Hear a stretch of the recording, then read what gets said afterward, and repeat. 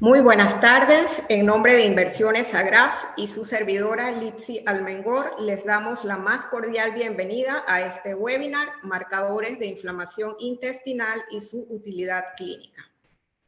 Antes de presentar a nuestro expositor, me tomaré unos minutos para los que no conocen nuestra línea de pruebas rápidas. Representamos la marca Certez de España por más de 15 años en el mercado de diagnóstico en Panamá. Muchos de ustedes las utilizan en sus laboratorios y manejamos tanto pruebas individuales como pruebas en combo de doble, triple y cuádruple marcador. Estas, a su vez, se dividen en antígenos fecales, donde se detectan virus, como el rotadeno, bacterias como el muy gustado pyloriensis y los parásitos como la criptoyardia. También tenemos los antígenos respiratorios y uno muy gustado es el de los 4 marcadores que trae el SARS, la influenza A más B y el virus del sincitial respiratorio. Pero hoy nos centraremos en los marcadores tumorales e inflamatorios, como es el FOB más transferrina, más la calprotectina, más lactoferrina.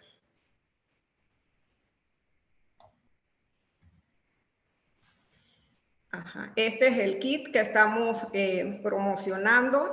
Es un kit bastante fácil de hacer, los resultados en 10 minutos, muy fiable y muy fácil también de interpretar, y es por la metodología de inmunocromatografía.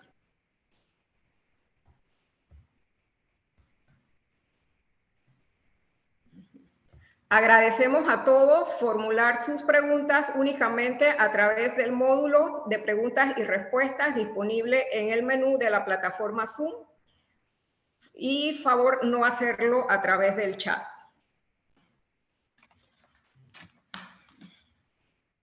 Ahora sí, vamos a presentar a nuestro invitado especial, el doctor Enrique Adames.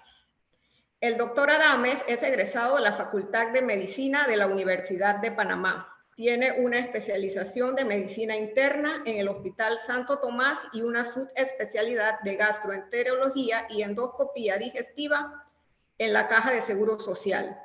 Tiene una maestría en investigación clínica de enfermedades hepáticas en la Universidad de Barcelona y Hospital Clínico de Barcelona.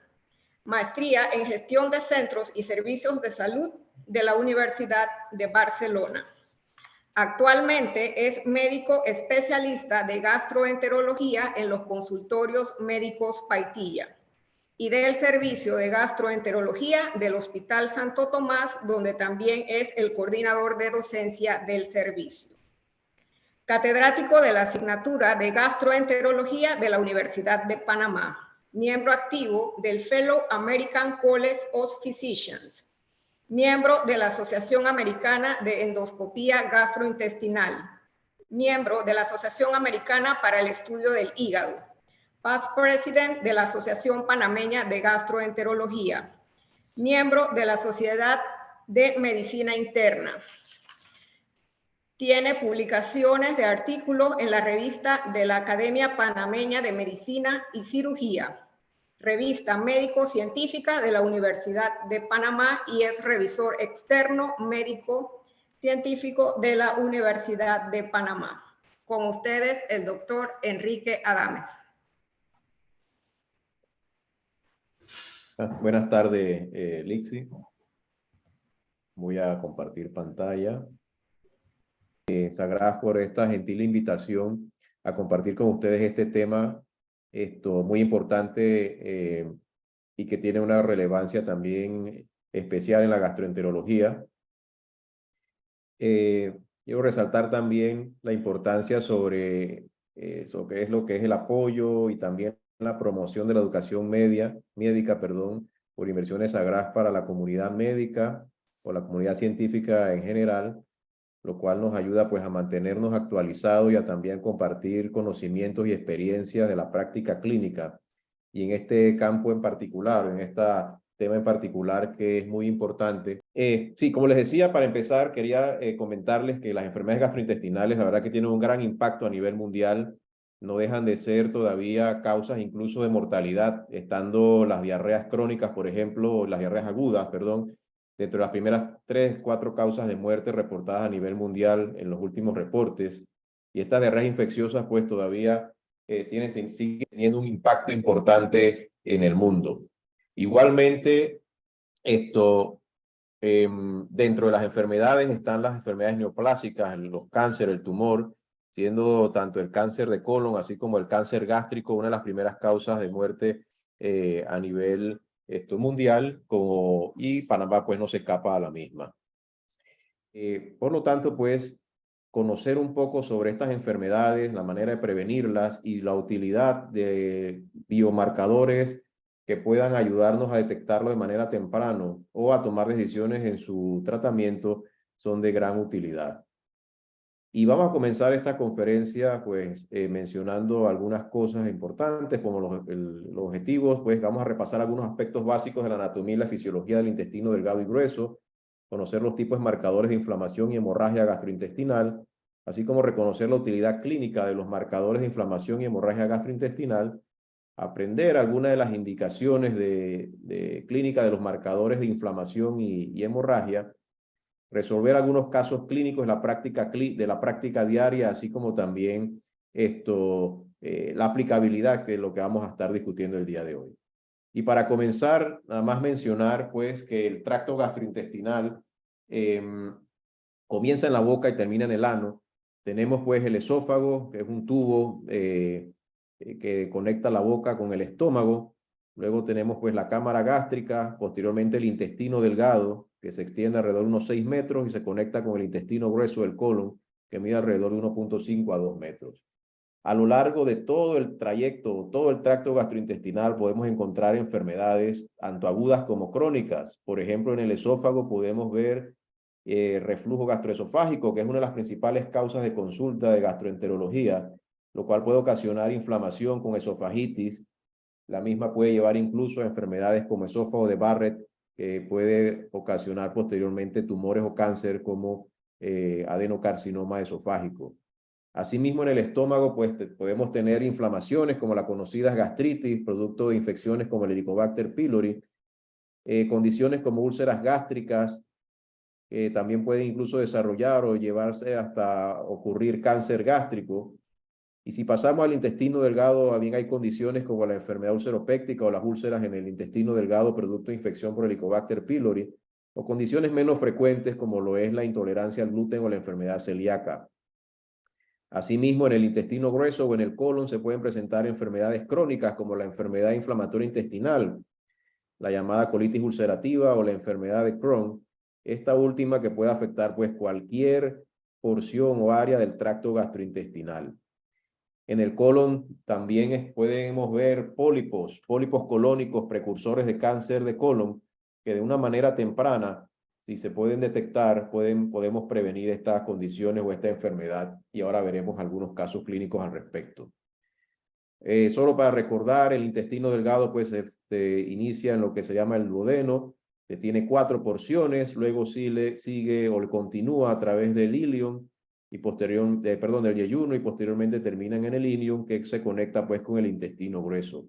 A lo largo de todas estas porciones del intestino delgado, que como les mencioné, puede medir alrededor de unos 6 metros, se producen distintos procesos metabólicos de la alimentación, los cuales pues son importantes para mantener un bienestar de la salud de la persona y que involucra muchos factores, tanto del huésped o de la persona, así como la misma flora intestinal que existe en este intestino delgado.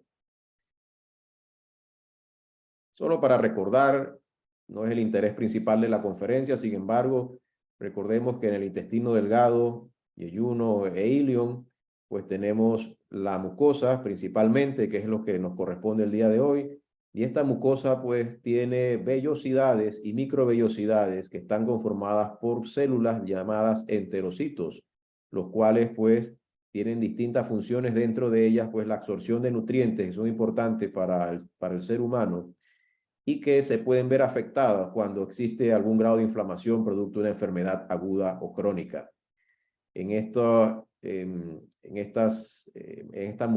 mucosa están el conocido borde en cepillo, como vemos aquí, las microvellosidades, y hay irrigación y también drenaje venoso importante en las mismas. Aquí vemos, por ejemplo, que inicialmente en el bulbo duodenal se produce la digestión de los alimentos, la mezcla de los mismos que se combinan con los jugos pancreáticos, los jugos biliares para producir el desdoblamiento de estas sustancias para posteriormente pues ocurra lo que es la absorción de nutrientes, minerales, electrolitos, como lo es la absorción del hierro, absorción de ácido fólico, de los monosacáridos, de los ácidos grasos, la absorción de agua, la absorción de sodio, que ocurre principalmente en el yeyuno, que es donde ocurre la mayor, o donde se da la mayor cantidad de absorción. Posteriormente, en el ilion también va a haber absorción, sin embargo, aquí lo que principalmente se absorbe es la vitamina B12, agua y también ácidos biliares. Es importante mencionar que si alguna de estas porciones intestinales se ven afectadas por algún grado de inflamación por enfermedad aguda o crónica, pues inmediatamente van a repercutir en la salud de la persona. El colon no deja de ser o tener su importancia, y así pues observamos que el intestino grueso tiene varias porciones. La porción derecha que inicia en el ciego, el colon que sube, que se llama el colon ascendente, el transverso que lo atraviesa, el descendente, y luego viene una forma sigmoidea que se llama el colon sigmoide y termina en el recto. Recibe su irrigación pues de las venas, de las arterias mesentéricas superior e inferior, y su drenaje también se da a través de las venas mesentéricas, que luego de la conformación anatómica llevan a la porción que se denomina la vena porta, que va dirigida al hígado y aporta el 70% de la sangre, 70 al 75% de la sangre que llega al mismo para que ocurran entonces los procesos metabólicos a nivel hepático. La mucosa colónica también tiene sus células, que son los colonocitos, donde también se producen distintas reacciones metabólicas y que sobre todo absorbe bastante agua, algo de sales biliares en el ciego y algunas vitaminas producidas por bacterias. Menos del 10% de los nutrientes se absorben en el colon, ya que aquí se prepara la materia fecal para que sea expulsada del cuerpo. Entonces el intestino grueso, junto con el intestino delgado, pues tienen funciones importantes en la absorción de los nutrientes, el metabolismo de los mismos y para que la persona mantenga una salud en general y una hemostasia. Cuando estos equilibrios se ven afectados, entonces pueden ocurrir eventos de enfermedad y la persona pues puede manifestar distintos signos y síntomas que entonces nos van a orientar o a guiar en diferentes entidades nosológicas que puedan estar afectando a esta persona, ya sea de manera aguda o crónica. Muy bien, luego de este pequeño pantallazo, recorderis sobre la anatomía y fisiología básica del intestino delgado y el intestino grueso, hablaremos un poco sobre lo que nos corresponde hoy, que es los biomarcadores inflamatorios y también los relacionados a hemorragias del tracto gastrointestinal, que nos ayudan entonces como un marcador de manera indirecta tumoral de cáncer colorectal y en ocasiones cáncer de intestino delgado. Pero definamos qué es un biomarcador. Bueno, recientemente, pues en la revista Current Protocols in Pharmacology se definió como una observación biológica que sustituye e idealmente predice un punto final o resultado intermedio clínicamente relevante que es más difícil de observar. Así se define un biomarcador, y estos biomarcadores ya se vienen definiendo y también utilizando desde hace muchos años, desde los años 60, 70, ya se vienen utilizando los biomarcadores. Pero, ¿cuáles son las características de estos biomarcadores? ¿Qué características deben de tener o qué nos ayudaría pues a definir un buen marcador o incluso un biomarcador ideal que pudiera existir, que ojalá algún día exista, pero ciertamente pues ningún biomarcador probablemente llegue a ser ideal? Y aquí observamos en estos tres cuadros que una de las características que deben cumplir en general es que el cumplimiento del paciente.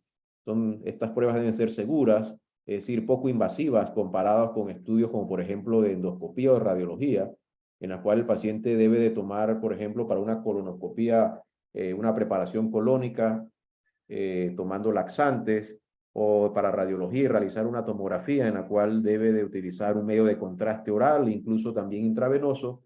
Y qué decir de una resonancia magnética en la cual pues en ocasiones llega a ser tediosa la realización de la misma y que el paciente pues le puede hacer dificultoso realizarlo. Entonces debe ser seguro. Una de las cosas es que debe ser seguro. Lo otro es que debe ser rápido. No debe requerir seguir una preparación exhaustiva y los resultados pueden ser entonces reportados rápidamente.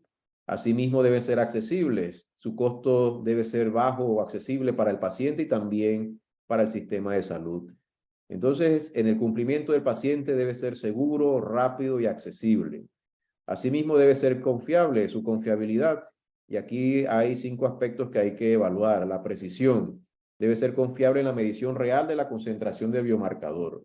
La sensibilidad, el rango dinámico para distinguir entre distintos niveles de severidad, pues también debe tomarse en consideración.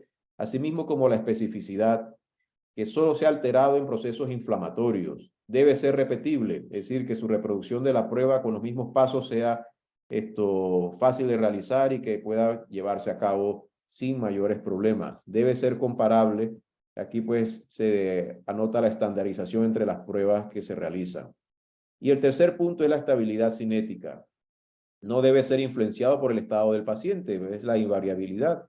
Debe ser estable, es decir, que su almacenamiento a largo plazo y transporte no interfiera con las medidas de la prueba. Y los puntos de cortes deben ser útiles para distinguir condiciones, fenotipos y complicaciones. Entonces, deben ser las características, del biomarcador ideal. Debe haber cumplimiento del paciente, confiabilidad y estabilidad cinética para que sea un biomarcador ideal. Hoy vamos a observar o a discutir algunos biomarcadores de los que competen hoy, que son principalmente la calprotectina, la lactoferrina. Sin embargo, aquí vemos en estas tablas que hay alrededor de unos 26 biomarcadores, tanto serológicos así como también en las heces. Estos biomarcadores han sido estudiados principalmente en este caso para enfermedad inflamatoria intestinal, tanto la colitis ulcerativa crónica inespecífica, así como la enfermedad de Crohn. Mencionarles algunos, por ejemplo, la proteína C reactiva. La proteína C reactiva, pues, es un biomarcador que se puede utilizar para determinar si hay inflamación en la persona y, sobre todo, pues, un marcador serológico. También hay biomarcadores serológicos como la procalcitotina que conocemos y que se utilizan. Hay otros que no hay con facilidad, como el N-gal, que también se puede utilizar, sobre todo relacionado con la enfermedad inflamatoria intestinal. Pero veamos los que nos corresponden a nosotros. Tenemos la calprotectina. La calprotectina es una proteína, miembro de las proteínas llamadas S100. Aquí vemos su estructura molecular con un amino terminal y carboxiterminal. Tiene hélices que son conectadas ambas regiones. También hay un asa en estas donde se acopla el calcio. Y estas son proteínas de bajo peso molecular que representan un subgrupo más grande dentro de las proteínas de unión al calcio con dominio estructural en mano EF, que es que observamos aquí. Es una superfamilia de más de 20 miembros en el genoma humano y su gen está localizado en el cromosoma 1. Fueron originalmente aisladas de tejido cerebral bovino en 1965 y vale la pena mencionar que representan proteínas pequeñas ácidas con una única solubilidad en una solución 100% saturada de sulfato de amonio, denominado S100, y de ahí viene pues el nombre de este grupo de proteínas. Las subunidades S100A8 y la A9 es la denominada calprotectina y expresa una amplia variedad de tipos celulares, o se expresa en una amplia variedad de tipos celulares como los neutrófilos, los monocitos, los queratinocitos, estadios de diferenciación temprana de los macrófagos, y también pueden denominarse o llamarse por otro nombre, como la proteína relacionadas a mieloides como MRP8 y MRP14 o calgranulina A y B. Es liberada por los granulocitos activados y actúa similar a una citoquina. Se une a receptores de la superficie celular, activa vías de señalización comprometidas con los procesos inflamatorios y juega un rol crítico en varios procesos celulares, como lo son la progresión del ciclo celular, la supervivencia celular, la proliferación celular, diferenciación y migración celular. También está comprometida en otras funciones como la regulación de la hemostasia del calcio relacionada a la fosforilación de proteínas, al rearreglo de componentes del citoesqueleto relacionado a los microtúbulos, la bimentina, queratina y filamentos de actina en las células, la migración celular dependiente de calcio, y también tiene un efecto inhibitorio en el crecimiento microbiano por la quelación del zinc y el manganeso. Aquí observamos esta representación de la proteína de la calprotectina S100A8 y A9 con los puntos de unión del calcio, y como mencioné también tiene capacidad para la quelación de manganeso con función o inhibiendo el crecimiento microbiano o antimicrobiana. Aquí observamos los receptores principales de esta proteína, de la calprotectina, el receptor para productos finales de la glicación avanzada, receptores tipo TOL4 y los receptores de inductor de metaloproteinasa de la matriz extracelular, todos los cuales al ser, pues, al momento de acoplarse a dichos receptores, se activan las cascadas de mensajes, los cuales al final, pues, van a llevar a la producción de citoquinas, quimioquinas, moléculas de adhesión celular, lo que lleva, pues, a una respuesta inflamatoria que va nuevamente perpetuando estos ciclos inflamatorios. Entonces, la calprotectina, pues, tiene su función inflamatoria dentro de los procesos de respuesta inmunológica en el paciente. Aquí vemos un ejemplo en enfermedad inflamatoria intestinal, cuando la mucosa intestinal está inflamada, producto de una inflamación crónica de la mucosa por disrupción de la relación del huésped y los microbios. Se activa el sistema inmune innato y adaptativo por las citoquinas, que son estas representaciones amarillas que vemos aquí. Luego se ocurre la inflamación, llevando a reclutamiento de los granulocitos de los neutrófilos, granulocitos neutrófilos que migran parcialmente en el lumen intestinal. Estos granulocitos liberan la sustancia, las calprotectinas, con sus funciones antimicrobianas. Y aquí entonces, esta calprotectina puede viajar en las heces, y así es pues que nosotros podemos detectarla en las pruebas de laboratorio que se realizan. Esta figura un poco más detallada, se observan la activación por las citoquinas de las células del sistema inmunológico, los granulocitos neutrófilos. Aquí se produce entonces la calprotectina. La calprotectina tiene sus funciones que hemos mencionado previamente, y pues se va perpetuando el ciclo de inflamación en los pacientes. Aquí se libera, se producen más citoquinas, y pues se produce la reacción inflamatoria en el paciente. Y así pues podemos detectar esta prueba, esta proteína en las heces. Algunas palabras sobre la lactoferrina. La lactoferrina es una glucoproteína de unión al hierro de 80 kilodaltons. Está presente en fluidos biológicos como la saliva, la leche, las lágrimas, también en secreciones mucosas. Fue descrita en 1939, aislada y purificada de la leche humana y bovina en 1960. Su estructura es similar a la transferrina y se une reversiblemente al hierro férico, al ion férrico, y tiene una actividad inmunomoduladora de protección de la barrera epitelial, así como también antibacteriana, lo cual permite la protección del sistema nervioso por quelación con hierro y reduciendo el estrés oxidativo. También acción antimicrobiana, antiinflamatoria, inmunomoduladora, anticarcinogénica y antioxidativa. Y aquí vemos pues la molécula de lactoferrina humana.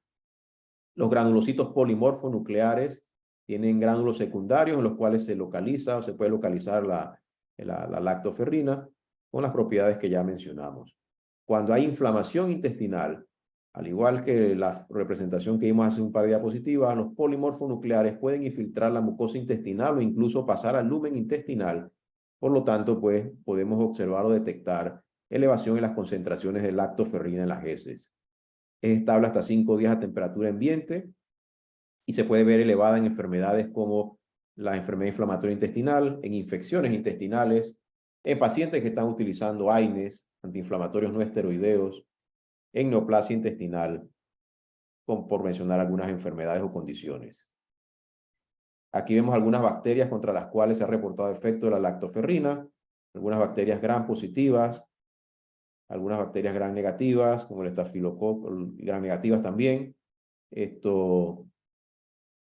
Vemos algunos ejemplos, el Staphylococcus aureus, Helicobacter pylori, Vibrio cholera, e incluso contra Mycobacterium tuberculosis. Estos son estudios, pues, in vitro que se han realizado.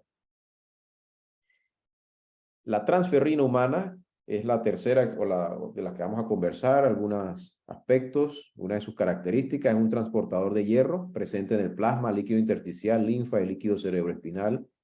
Constituye la principal defensa del sistema inmune innato por secuestro de hierro de las bacterias patógenas. Se sintetiza en los hepatocitos. Su expresión disminuye en la sobrecarga de hierro y aumenta en la deficiencia de hierro. Su circulación disminuye en la inflamación. La concentración en individuos sanos es 2.5 gramos por litro y la saturación de hierro de 30%, y es responsable de reciclar y distribuir todo el hierro necesario para la hematopoiesis, alrededor de 25 miligramos por día. Y aquí observamos el proceso de la absorción del hierro.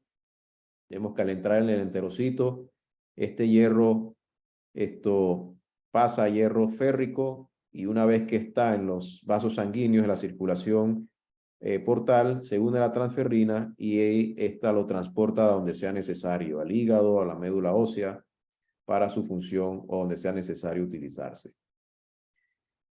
Pero bien, estos biomarcadores se pueden utilizar, nos preguntamos cómo se pueden utilizar o se ha intentado utilizar, y una de las enfermedades, las condiciones médicas en las cuales se ha investigado bastante y se ha propuesto utilidad es la enfermedad de Crohn, y este algoritmo que está aquí es un ejemplo de eso.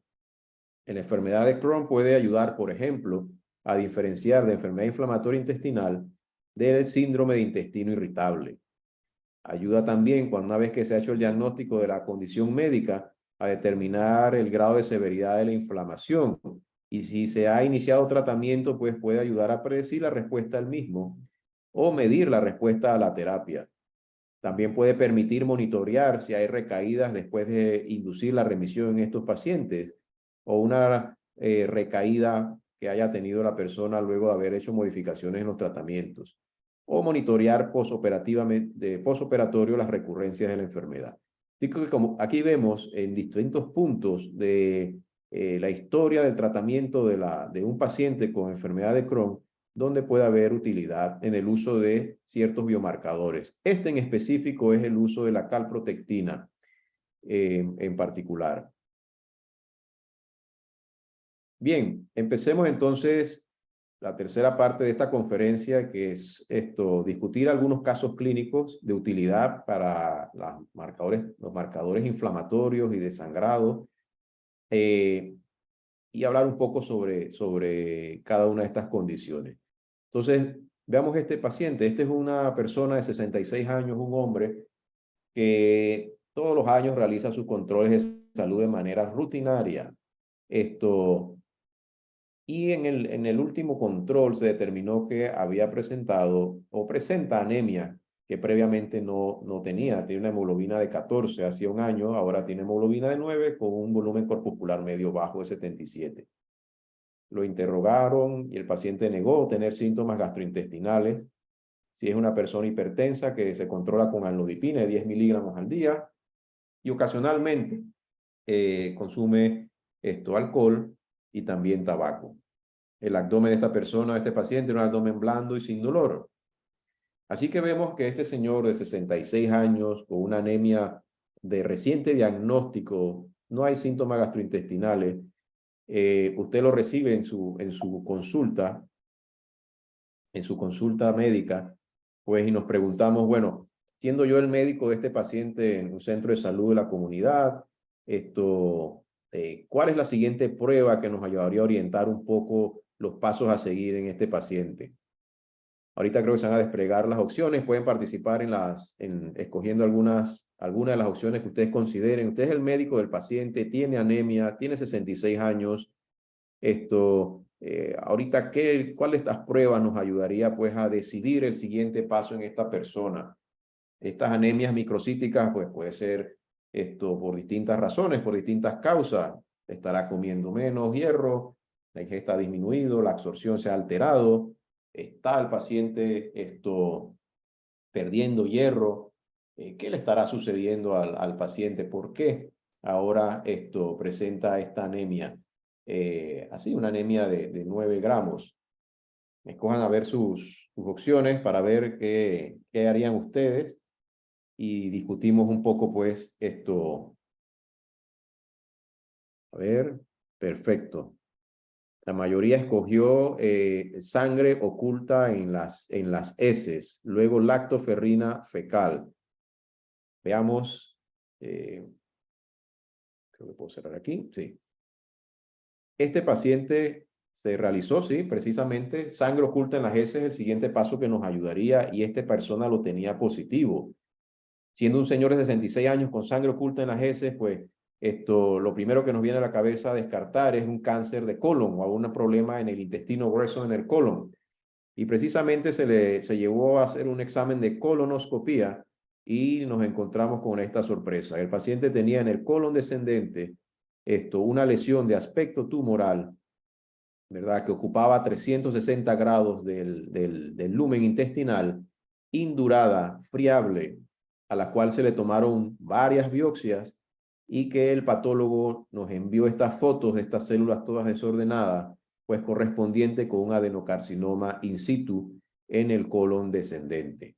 Estos son casos de la vida real, de la práctica clínica de nosotros y pues un caso en el que vemos que esta persona tenía anemia de reciente diagnóstico, sangre oculta en heces y al momento de hacer el examen endoscópico bajo, pues se determinó que era un cáncer de colon. Y esto es muy importante. ¿Por qué? Porque el cáncer de colon es la tercera causa de muerte por cáncer en hombres y en mujeres. En Estados Unidos, por ejemplo, en el 2021 se reportaron 52.980 muertes. Se diagnostica más frecuentemente entre los 65 y los 74 años. Se estima que 10.5% de los casos nuevos ocurran en personas menores de 50 años. Y esto es un dato impactante, preocupante, al cual tenemos que prestarle atención, lo cual nos debe de hacer tomar acciones con respecto a esta condición. Por ejemplo, miren esta estadística, la incidencia de cáncer de colon en adultos entre los 40 y los 49 años se ha incrementado en 15% entre el periodo de tiempo del 2000 al 2002 al 2014 al 2016. 15% en las personas entre 40 y 49 años. En Panamá, el cáncer de colon es la cuarta causa de morbilidad por cáncer en Panamá, seguido o sigue al cáncer gástrico. Primero está el gástrico, luego está el de colon. Y en la mortalidad también está entre las primeras 5 causas de mortalidad por cáncer esta condición. O sea que para nosotros es muy importante detectar o determinar el cáncer de colon de manera temprana y oportuna.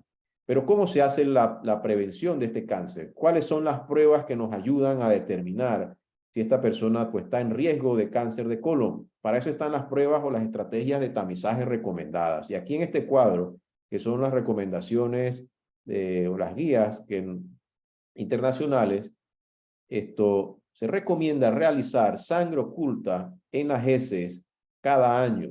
Es decir, que todos los años se recomienda realizar la prueba de sangre oculta en las heces. Cabe mencionar que en estos cuadros en este cuadro que ven aquí y en el siguiente, se anotan las pruebas que están validadas o los métodos que están validados y las estrategias que están validadas como prevención de cáncer de colon. Es decir, nosotros podemos hablarle al paciente de las pruebas que tenemos disponibles y la persona pues debe tener la libertad de poder escoger cuál de ellas se quiere realizar.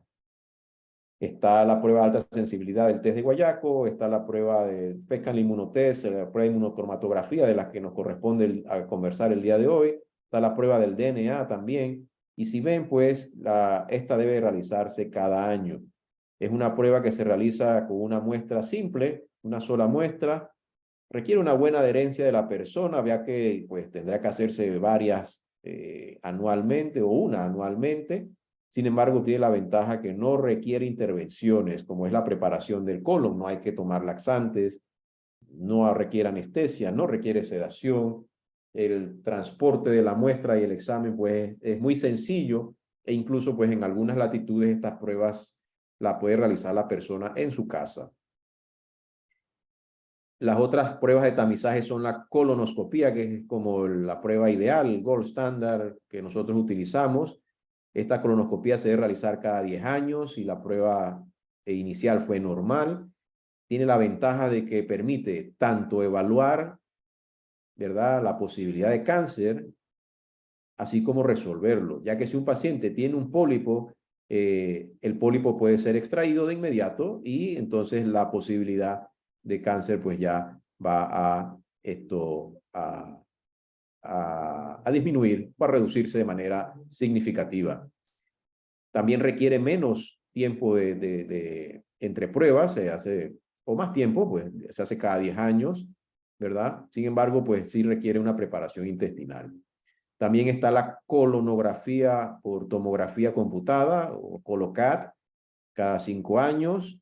También está la rectosigmoidoscopía flexible cada 5 años, o la combinación de recto flexible con prueba de sangre oculta en heces.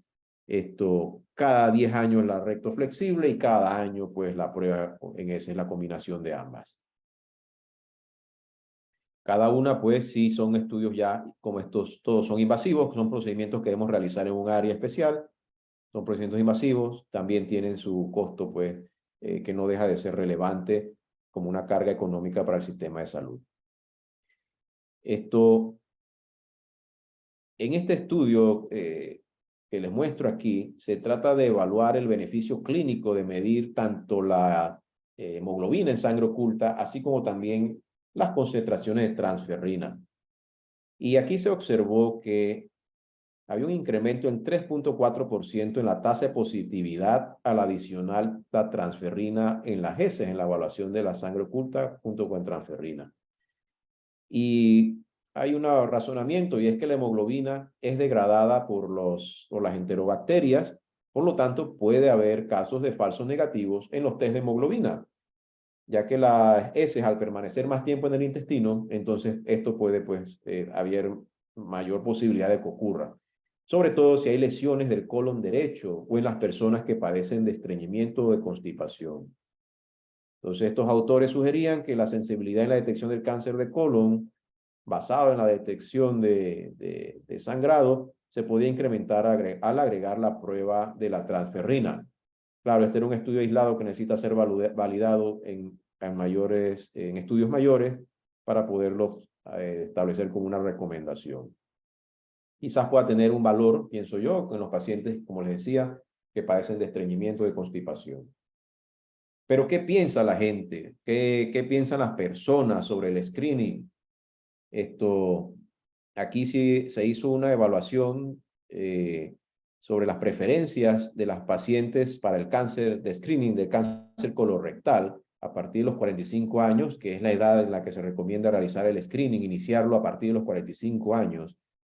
Y miren, cuando les dan varias opciones, la prueba de DNA en heces, la cápsula colónica, el colonoscopía, el sangre oculta anual, el ColoCAT cada 5 años, si le daban todas estas opciones, la mayoría prefería la prueba del test de DNA cada 3 años. 34% entre los pacientes que se les preguntó entre 40 y 49 y los mayores de 50, 37%. Luego le seguía la videocápsula colónica, 28% y 22%. Luego hay una variación. Los mayores de 50 prefieren la sangre oculta anualmente, pero los de 40 a 49 prefieren la colonoscopía como tercera alternativa. Y luego entonces viceversa para cada uno. Y por último, pues está el Colocat. Pero cuando en lugar de darles todas estas opciones, se le daba una de dos, ya sea sangre oculta en heces o colonoscopía, ambos grupos preferían en mayor porcentaje, pues, realizar sangre oculta en heces anualmente, 68 y 77%. Y como les decía, muy probablemente esto esté en relación con las características del biomarcador, sus características, y también está en relación pues con la facilidad de la persona para poder llegar a estas pruebas y poderlos realizar. No es fácil realizar una colonoscopía de tamizaje en nuestro país. Lastimosamente no existe un programa de tamizaje de cáncer de colon. Sin embargo, lo que se hace es lo que se llama tamizaje de oportunidad, es decir, que cuando vemos la oportunidad para realizar el tamizaje en los pacientes, pues se les realiza con sangre oculta y en algunos casos con colonoscopía. Yo los invito a que todos sus pacientes mayores de 45 años les realicen tamizaje, el tamizaje que ustedes tengan con mayor facilidad disponible, que muy probablemente va a ser sangre oculta en heces, ya que tiene un impacto importante en la salud pública del país. Veamos este caso. Este es un hombre, caso interesante que me tocó atender. Es un muchacho de 37 años, masculino, previamente sano. Consultó porque tenía 1 año y 2 meses con distensión abdominal, dolor, dolorimiento, borborismos abundantes, también aquejaba flatulencias, cambio en el hábito intestinal, dice que evacuaba heces blandas y líquidas, sin sangre visible, 4 a 5 veces al día, y se alternaba que en ocasiones pues las heces eran duras. Llegó a tener náuseas y vómitos ocasionalmente, y también perdió peso, no cuantificado, pero él sentía que había sido importante, y estos síntomas se presentaban a cualquier hora, en la mañana o en la noche, no había un predominio. Tanto fue el problema que tuvo que renunciar a su trabajo por los síntomas que tenía. Este paciente tenía antecedentes solamente de asma, su última crisis había sido 6 meses antes de la consulta, no toma licor, tampoco consume o fuma, y había sido sometido a una cirugía de hernia inguinal bilateral en el 2015. En la exploración física lo llamativo era que pesaba 114 libras y su índice de masa corporal era de 18. Y el examen abdominal tenía dolorimiento en la fosa ilíaca derecha. Entonces tenemos un joven de 37 años con diarrea, con síntomas gastrointestinales bajos, diarrea, a veces constipación, a veces duras, distensión abdominal, pues náuseas, vómitos. Esta persona tiene algunos signos importantes, sobre todo los que le llamamos signos de alarma. Pero entonces, nosotros nos planteamos, ¿esto será un síndrome de intestino irritable o una enfermedad inflamatoria intestinal? ¿Qué pruebas nos ayudarían a orientar esta sospecha clínica? ¿Cuál de las pruebas que están anotadas aquí? La proteína C reactiva, la calprotectina fecal, los niveles de TSH, los niveles de vitamina D12. ¿Cuál nos ayudaría a definir si esto es un síndrome de intestino irritable o probablemente una enfermedad inflamatoria intestinal? A ver, escojan la que ustedes consideren que sea la correcta para discutir este caso interesante.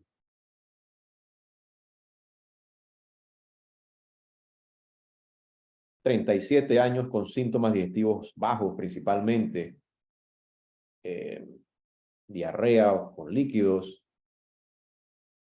Muy bien. La mayoría, 72%, anota calprotectina fecal, un 25% proteína C reactiva, que no deja de ser razonable o uno lo puede interpretar. Vamos a ver entonces qué fue de esta persona. Miren, este era un joven que se le realizó las pruebas inflamatorias intestinales, lo ven acá abajo, perdón, aquí donde dice calprotectina y lactoferrina inicialmente, pues ambas estaban positivas.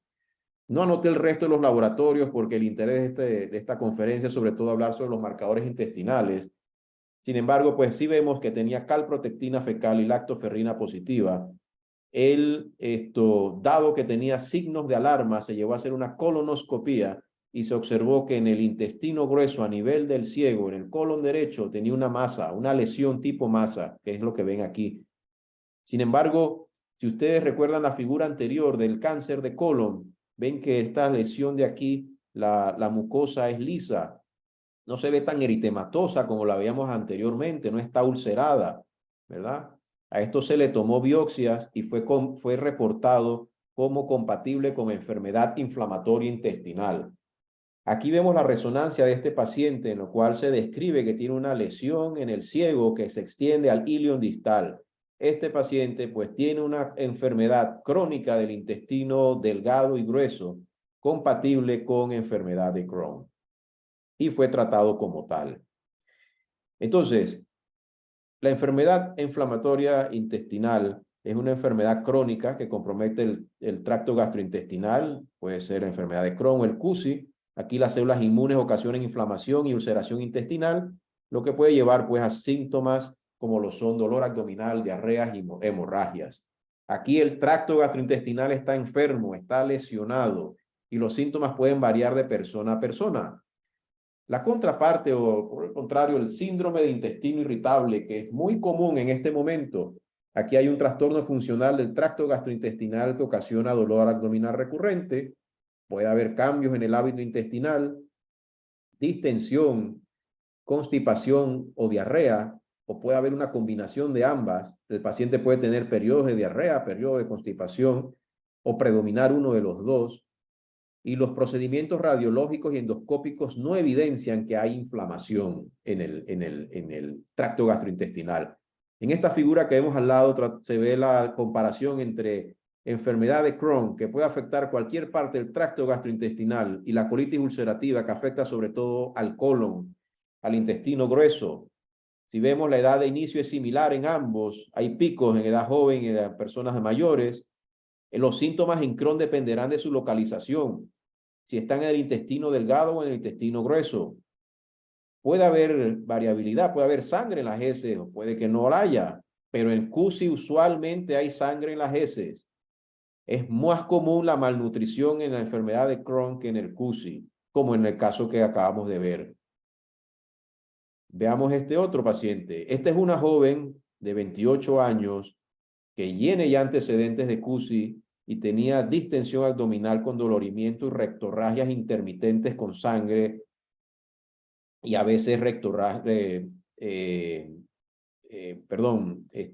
a veces sin sangre. Ella tomaba sulfasalacina 1 gramo 2 veces al día. No fuma, no toma licor, su índice de masa corporal está bien, el abdomen estaba blando y depresible. ¿Cuál biomarcador fecal le solicitaríamos a esta paciente? ¿Qué nos ayudaría en ella? Tiene antecedentes de CUSI, tiene síntomas, pareciera que su enfermedad no está controlada, es una mujer joven. Transferrina, calprotectina, elastasa, quimiotrixina fecal. ¿Cuál de estos marcadores nos ayudaría?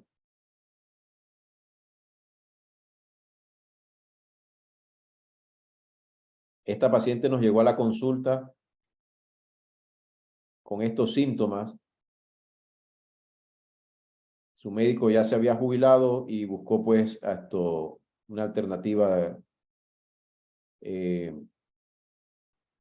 aceptó la consulta. Bien, transferrina fecal, calprotectina fecal, la transferrina 50%, calprotectina 36%. Muy bien. ¿Qué sucedió con ella?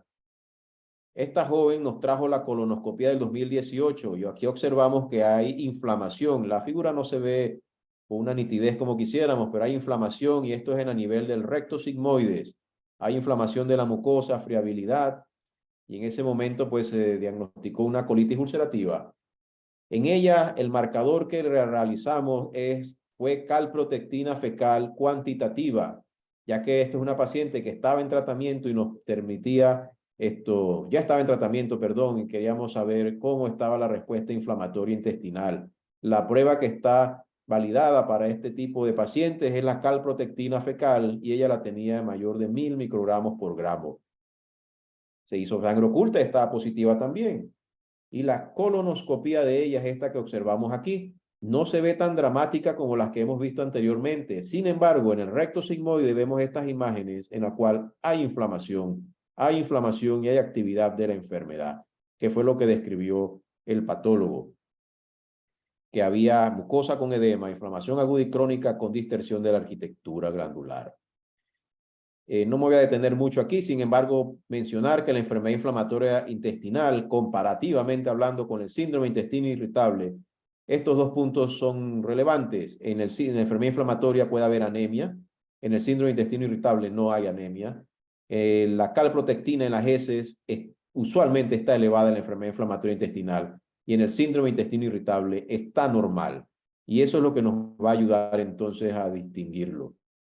En esta figura que vemos aquí, vemos la enfermedad gastrointestinal orgánica que pueden simular síndrome de intestino irritable. Cuando sospechemos de síndrome de intestino irritable, en nuestra mente debe haber un amplio diagnóstico diferencial que va desde la diarrea por ácidos biliares, la colitis microscópica, la enfermedad celíaca, el cáncer de colon, la enfermedad inflamatoria intestinal, las infecciones crónicas, la insuficiencia pancreática, el síndrome de sobrecrecimiento bacteriano, incluso la enfermedad diverticular del colon. Este es una guía que nos permite, digamos, orientarnos un poco en los pacientes, por ejemplo, menores de 45 años, con síntomas de síndrome de intestino irritable, los que tienen cambios del hábito intestinal, dolor abdominal, distensión por más de un mes, sin signos de alarma. Si ustedes tienen un paciente así, pueden utilizar esta guía. Les puede ayudar. A el paciente, ¿qué pruebas le hacen? Anticuerpo antitransglutaminasa tisular para descartar enfermedad celíaca, un hemograma para evaluar si hay anemia y una prueba de TSH para evaluar si el paciente tiene enfermedad tiroidea. Si tiene antitransglutaminasa tisular positivo, a este paciente hay que tratarlo como enfermedad celíaca.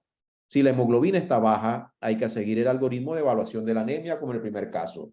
Si el paciente tiene las 3 pruebas normales, le podemos realizar una calprotectina fecal. Si la misma está positiva, entonces probablemente hay inflamación intestinal activa y debemos remitir a este paciente probablemente al gastroenterólogo para evaluación. Si está en menos de 50, es decir, está negativa, no hay evidencia de inflamación intestinal y probablemente este paciente lo que tiene es un síndrome de intestino irritable. Recuerden las banderas rojas: sangre en las heces, pérdida de peso no intencionada, la edad y antecedente familiar de cáncer. La diarrea crónica es un síntoma que nos consultan con mucha frecuencia y si ven estos pacientes de los cuales hemos conversado, todos tenían evacuaciones líquidas en algún momento. Definimos la diarrea crónica como la alteración persistente de las heces, con heces Bristol entre 5 y 7 e incremento en la frecuencia con duración de más de 4 semanas. Este cuadro que está aquí le va a permitir a ustedes caracterizar las heces y ustedes se lo pueden mostrar al paciente y la persona inmediatamente puede describir: doctor, mis heces son tipo 6. O hay personas que dicen, yo tengo diarrea, y de repente le dice, mis heces son tipo 4. Y eso pues nos ayuda o les ayuda a ustedes pues a determinar si el paciente está presentando inicialmente diarrea o no, con las características de las heces. Así, las guías británicas de gastroenterología sobre la evaluación de la diarrea crónica en adultos hace un hincapié en algunos puntos sobre esto y dice que excluir cáncer de colon en pacientes con alteración del hábito intestinal más hemorragia rectal debe hacerse con una colonoscopía. Sugieren realizar sangre oculta como prueba de exclusión o para guiar la prioridad en la investigación de pacientes con síntomas gastrointestinales bajos pero sin hemorragia rectal, y recomiendan la calprotectina para excluir la inflamación colónica en los pacientes con sospecha de síndrome de intestino irritable menores de 40 años. Y la Sociedad Americana en sus recomendaciones 13, 14 y 15 anotan que el diagnóstico diferencial es amplio y las pruebas en las heces para caracterizar la diarrea pueden dirigir la evaluación con mayor precisión. Las pruebas de las heces se pueden usar para categorizar la diarrea y debe considerarse cuando el diagnóstico inicial no está claro. Y la lactoferrina y calprotectina fecal se pueden usar como marcadores de leucocitos en las heces. Veamos estos casitos. Estos casos tuvimos la oportunidad de verlos ayer y de verdad me interesó compartirlos con ustedes. Lo vimos recientemente. Veamos el primero. Es una mujer de 33 años con distensión, Bristol 6 en las heces, de diarrea. Ella describe diarrea crónica, no anota constipación. Siendo pues dirigido, ¿qué prueba le solicitaríamos a esta paciente para diferenciar entre una cosa u otra, entre un síndrome de intestino irritable o una condición de enfermedad inflamatoria? Veamos las opciones que hay en las preguntas y que puedan participar en estos tres casos. Les pueden poner la primera opción. ¿Qué prueba le solicitaríamos a esta persona? Calprotectina fecal. Ángela, si nos las puede desplegar. O si hay alguna otra sospecha clínica en este paciente. Bueno, vamos a ir para ir agilizando. En esta primera paciente sospechamos que hay síndrome de intestino irritable, no tiene signos de alarma, pues le podemos realizar una calprotectina fecal, ¿verdad? Nos va a ayudar en lugar de una colonoscopía, ¿sí? En el caso 2, tiene 54 años, está distendida, no tiene diarrea crónica. ¿Qué prueba le haríamos? ¿Qué prueba le harían en el caso 2? ¿Calprotectina o colonoscopía?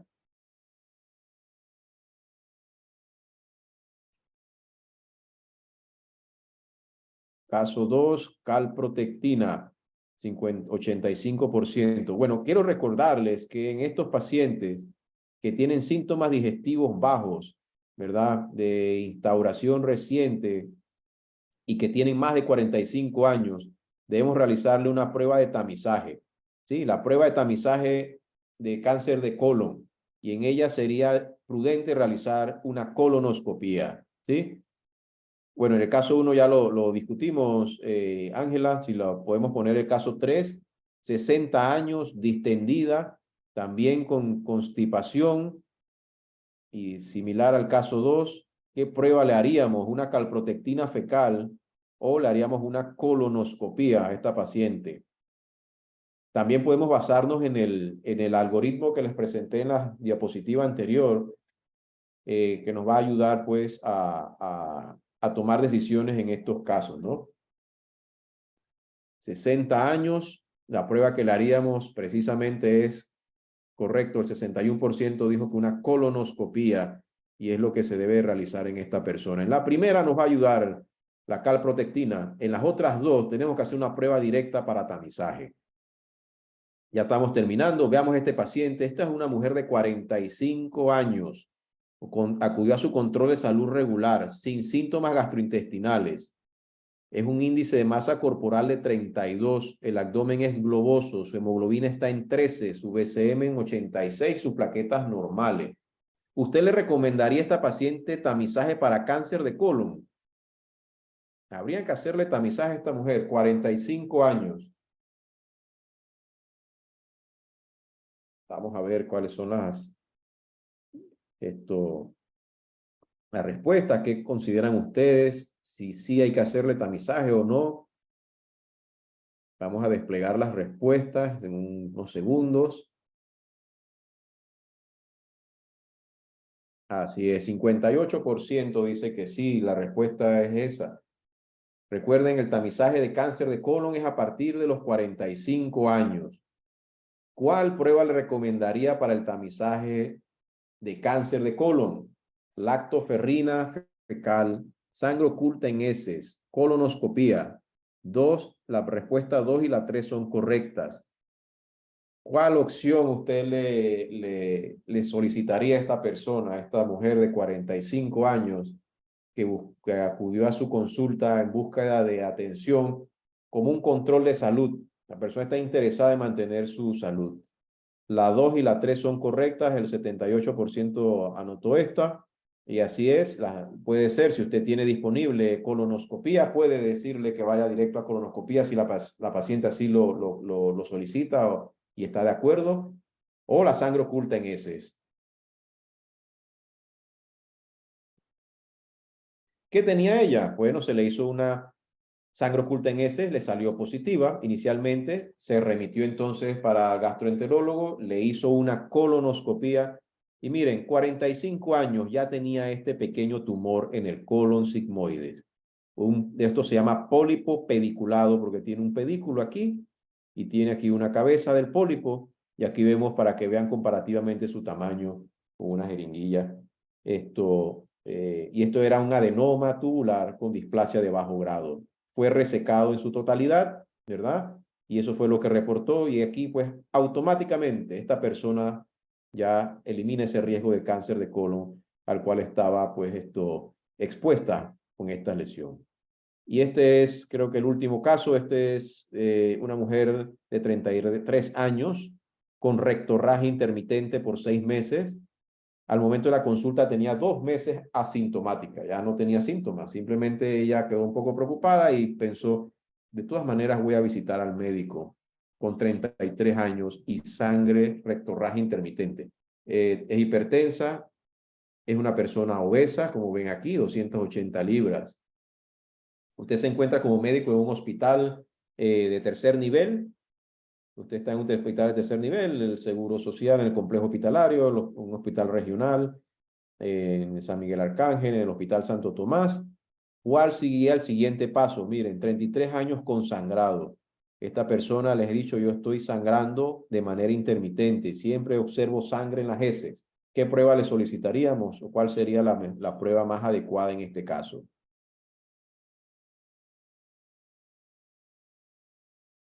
Vamos a ver las respuestas. Un CAD abdominal, una colonoscopía, sangre oculta. 51% anotó que colonoscopía, 34% una tomografía abdominal. Sangre oculta 12%, cinética del hierro 3%. Esta paciente tiene ya sangre, tiene sangrado a través del recto, ya ella lo observó, lo vio. Una tomografía inicialmente nos puede dar algunas ideas de lo que puede estar sucediendo. Si se observa alguna lesión en el colon, terminaría haciéndose una colonoscopía. Por lo tanto, digamos que quizás no sea la opción más adecuada para empezar. Y estamos en un hospital que tenemos todas estas alternativas. Una colonoscopía nos permite observar directamente el colon y saber lo que está sucediendo. Y si hay algún hallazgo, pues probablemente lo vamos a observar de inmediato. Hacer una sangre oculta quizás no sea útil porque ya ella nos está manifestando que está sangrando de manera intermitente. Y la cinética del hierro probablemente sea útil como parte del abordaje diagnóstico, o el abordaje de estudio de la paciente, pero para saber qué le está sucediendo en el colon, pues la colonoscopía es la que nos va a ayudar.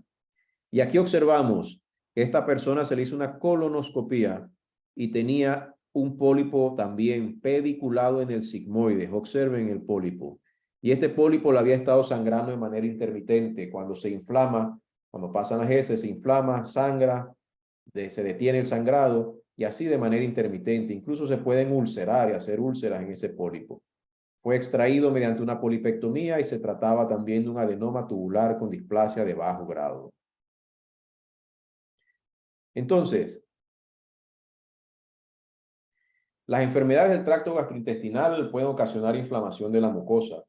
Hay enfermedades del tracto gastrointestinal que ocasionan activación de los granulocitos que liberan biomarcadores susceptibles de ser detectados en las heces, como la calprotectina fecal y la lactoferrina, que son marcadores inflamatorios. Ambos son marcadores de inflamación intestinal, como lo mencioné, y el punto de corte para la calprotectina fecal para definir inflamación se ha establecido en 50 microgramos por gramo. El tamizaje de cáncer de colon se realiza mediante la determinación de sangre oculta en las heces cada año y la edad de inicio del tamizaje es los 45 años. La prueba de sangre oculta en las heces más la transferrina puede incrementar las tasas de positividad y en un estudio se reportó que se incrementó en 3.4%. Los biomarcadores fecales ayudan a distinguir entre enfermedad inflamatoria intestinal y síndrome de intestino irritable. Y los pacientes con sangre oculta positiva de etiología incierta deben ser remitidos a un gastroenterólogo para realizar un examen, una evaluación y probablemente un examen de colonoscopía. Muy bien, eso es lo que teníamos para discutir en la tarde de hoy. Espero que les haya sido de provecho. Y si hay alguna duda, algún comentario, algo que quieran pues participar y pueda yo responderle, pues con mucho gusto, si está en la disposición, así lo haremos. Muchas gracias. Gracias, doctor, por su excelente participación, muy completa su presentación. Vamos a pasar a las preguntas y respuestas.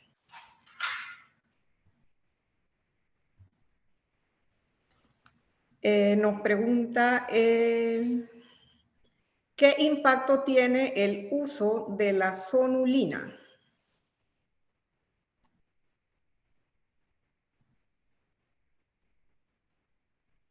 Bueno, como biomarcador en estas enfermedades inflamatorias, pues esto no se utiliza para determinar datos de inflamación en estos pacientes. Los estándares son los que acabamos de mencionar, la lactoferrina, sobre todo la calprotectina fecal es la que tiene mayor uso y utilidad. Perfecto. Siguiente pregunta, ¿qué importancia tiene la determinación del CEA? El CEA es el antígeno carcinoembrionario y nos ayuda pues a determinar con su nivel el cáncer de colon, en qué nivel está. No es un marcador diagnóstico, sino que nos ayuda en el pronóstico del paciente y a darle seguimiento luego de su tratamiento. En estos casos que son diagnósticos, no es prudente hacer unos niveles de CEA al paciente porque nos puede ocasionar confusión. Pero sí para seguimiento luego oncológico. Ajá. Tenemos otra pregunta. ¿Qué recomendaría en los casos de hemorroides externas e internas que sangran? Si un paciente tiene hemorroides internas o externas sangrantes, pues va a requerir tratamiento. Y ese tratamiento ya requiere una evaluación médica directa, porque según el grado de hemorroides que tenga, asimismo se debe definir el tratamiento que el paciente va a requerir. Hablando sobre estas pruebas, pues si un paciente tiene hemorroides externas, está sangrando y usted lo evalúa y le examina y dice usted tiene hemorroides, pues probablemente el sangrado ha sido por las hemorroides, ¿no? La enfermedad anorrectal en los jóvenes es una de las causas más comunes de sangrado. Perfecto. Al ordenar las pruebas de sangre oculta, ustedes especifican si requieren sangre oculta específica humana o aceptan que le hagan la prueba de guayabo. Es una pregunta muy importante. Yo creo que esto da la oportunidad de conversar algo y es que para hacer la prueba del guayaco el paciente debe tener cierta preparación. Entonces, si usted le va a hacer una prueba de laboratorio de guayaco, tiene que saber si el paciente ha seguido esa preparación. Y esa preparación, por ejemplo, no debe haber estado tomando aspirina, antiinflamatorios, carnes rojas recientemente, comer carnes rojas, porque puede salir falseada. Entonces hay que explicarle al paciente que si va a hacer la sangre oculta, tiene que hacer esta preparación. Pero para eso yo tengo que saber qué tiene mi laboratorio, ¿sí? Para eso yo tengo que saber si mi laboratorio tiene la prueba de guayaco o tiene la inmunocromatografía, porque si el paciente va a hacerse una prueba de guayaco, lo tengo que preparar, ¿sí? Es muy complicado para el laboratorista, el tecnólogo médico, pues poderlo discernir en su momento. Sin embargo, si yo sé que en mi laboratorio donde se hace la prueba, pues es una prueba de inmunocromatografía, el paciente no tiene que tener ninguna preparación, simplemente vaya a hacerse la prueba directo. Perfecto. ¿Qué pruebas recomienda para pacientes oncológicos, inmunosuprimidos y otros en tratamiento de quimioterapia? Las estándar, yo supongo que me están preguntando acerca de lo que hemos conversado. Para los pacientes oncológicos inmunosuprimidos y están sospechando de inflamación en el intestino, pues podemos hacer calprotectina fecal o lactoferrina para ver si el paciente pues tiene inflamación. Y si estamos sospechando un paciente oncológico igualmente que va a entrar en tamizaje de cáncer de colon, sangre oculta en las heces.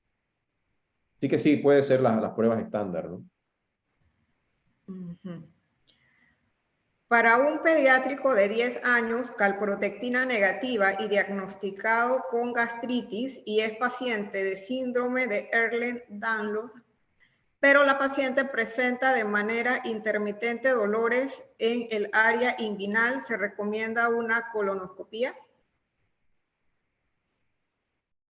Bueno, yo soy gastroenterólogo de adultos. La verdad que no me gustaría digamos, hacer una opinión sobre un paciente pediátrico porque le puedo decir algo incorrecto, ¿verdad? Sin embargo, por la información que me da allí, pareciera que el paciente no tiene inflamación intestinal, ¿no? Pero sí habría que ver el caso detenidamente. ¿Cuál es la importancia de una sangre oculta seriada? La prueba probablemente es la prueba de Guayaco, ¿no? Que es la que usualmente a veces se hace seriada 3 veces en 3 momentos distintos. Pero si hacemos la prueba de fecal inmunotest, inmunocromatografía, pues probablemente con una sola es suficiente. No hay que hacer 3 pruebas distintas. Okay. Y es una práctica que una práctica que se realiza, hacer las pruebas seriadas, ¿no? Ojalá Si siempre un tengamos la prueba de inmunocromatografía, que es más fácil, ¿no? La preparación es menos complicado. Sí. Si un paciente tiene hemoglobina, transferrina, calprotectina y lactoferrina positivos, todos los marcadores que se recomienda la colonoscopía. Sí, habría que ver el caso en su conjunto, ¿no? Pero ya con todos estos marcadores inflamatorios y aparte de marcadores de hemorragia gastrointestinal baja, seguramente sí va a requerir un examen endoscópico bajo, una colonoscopía. Okay.